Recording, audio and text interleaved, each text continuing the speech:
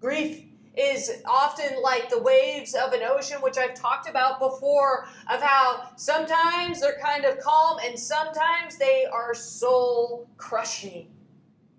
And to recognize David and his men take the time to grieve.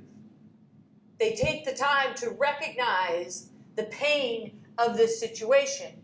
But David's about to have to make a choice, because they could stay in that grief and then they could let the grief do all kinds of weird things. But he's going to have to make a decision of how long do they sit there in it and what do they do next.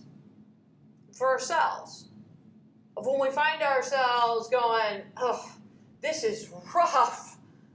And when we find ourselves going, I don't know any more that I can do. When we find ourselves grieving, and grieving can happen because of a loss of friendship. It can happen because of death. It can happen because the situation isn't what we want it to be. It would be easy if we helped someone and then everything was made right.